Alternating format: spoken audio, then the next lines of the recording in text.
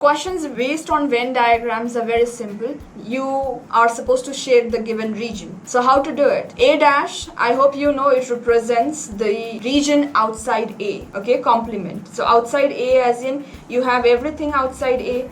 So you are shading everything outside A.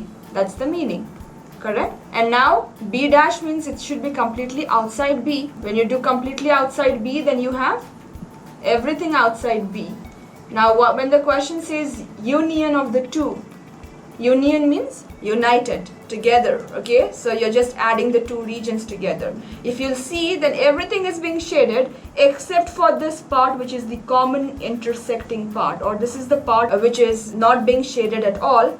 Apart from this, every other region is shaded. A dash as in whole of outside of A and whole of outside of B. When you combine them together, then everything is involved except for the middle part, or the part which resembles, which is an intersecting part for both. To shade A dash union B dash, you would shade everything except for the common part.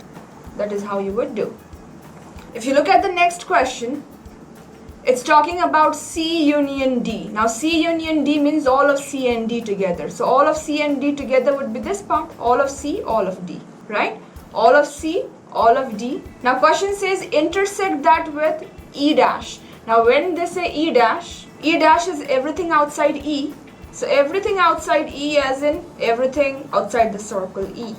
Now question is asking for the intersection of the two. So intersection is nothing but the common part that has appeared in both. So you can see where I have overlapped the highlighting, right? The highlighted region has been overlapped only for certain parts. So outside of E, we want to find a region that's common to outside of E as well as it's a part of C or D, okay? So if you're looking for that, you just want to see which part has been highlighted twice. That is the solution. So if I have to remove the part that's highlighted just once, then I'll be removing everything, just this part. All of C, all of D, that is not a part of E.